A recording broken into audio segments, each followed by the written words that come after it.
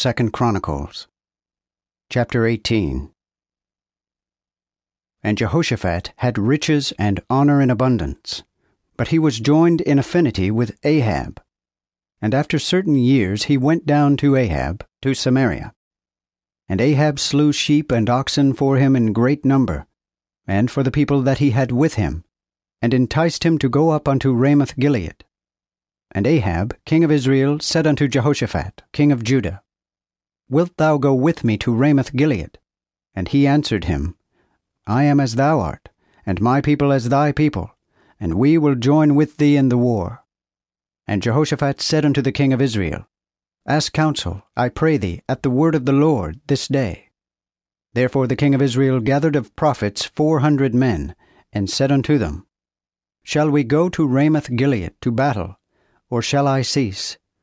And they said, Go up, for God shall deliver it into the king's hand. But Jehoshaphat said, Is there here never a prophet more of the Lord, that we might inquire of him? And the king of Israel said unto Jehoshaphat, There is yet one man, by whom we may ask counsel of the Lord. But I hate him, for he doth not prophesy good unto me, but always evil. It is Micaiah, the son of Imlah. Then Jehoshaphat said, Let not the king say so. And the king of Israel called an eunuch, and said, Call quickly Micaiah, the son of Imlah. And the king of Israel, and Jehoshaphat, king of Judah, sat either of them on his throne, clothed in their apparel. They sat even in the threshing floor, at the entering in of the gate of Samaria, and all the prophets prophesied before them. And Zedekiah, the son of Chenaanah, made him horns of iron, and said, Thus saith the Lord, With these shalt thou push the Aramites, until thou hast consumed them. And all the prophets prophesied so, saying, Go up in Ramoth-Gilead, and prosper, for the Lord shall deliver it unto the hand of the king. And the messenger that went to call Micaiah spake to him, saying, Behold, the words of the prophets declare good to the king with one accord. Let thy word therefore, I pray thee, be like one of theirs, and speak thou good. And Micaiah said, As the Lord liveth, whatsoever my God saith, that will I speak. So he came to the king, and the king said unto him, Micaiah, shall we go to Ramoth-Gilead to battle, or shall I leave off? And he said, Go ye up, and prosper, and they shall be delivered into your hand. And the king said to him, How oft shall I charge thee, that thou tell me nothing but the truth in the name of the Lord? Then he said, I saw all Israel scattered in the mountains, as sheep that have no shepherd. And the Lord said, These have no master. Let them return every man to his house in peace.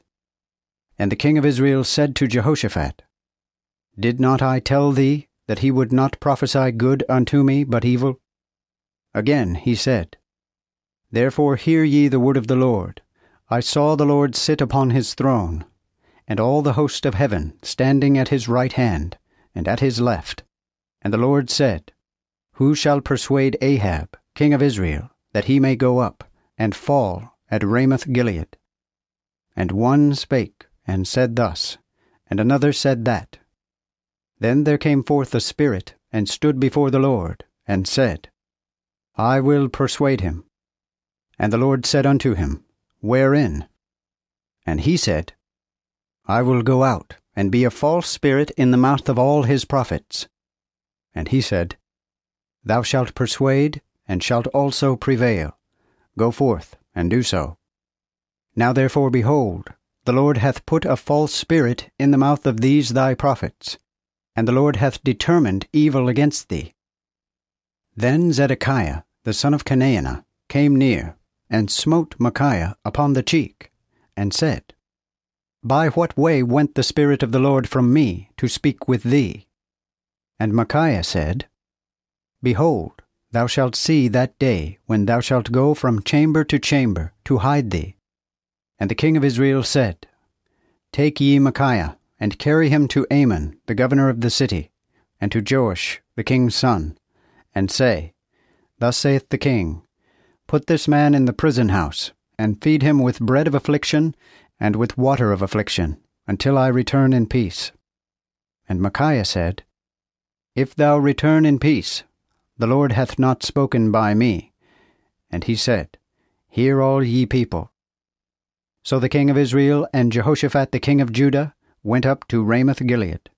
And the king of Israel said unto Jehoshaphat, I will change myself, and enter into the battle, but put thou on thine apparel. So the king of Israel changed himself, and they went into battle.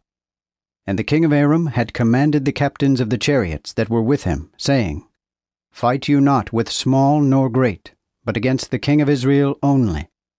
And when the captains of the chariots saw Jehoshaphat, they said, It is the king of Israel. And they compassed about him to fight. But Jehoshaphat cried, and the Lord helped him, and moved them to depart from him. For when the captains of the chariots saw that he was not the king of Israel, they turned back from him. Then a certain man drew a bow mightily, and smote the king of Israel between the joints of his brigandine. Therefore he said to his chariotmen, Turn thine hand, and carry me out of the host, for I am hurt. And the battle increased that day, and the king of Israel stood still in his chariot against the Aramites until even, and died at the time of the sun going down.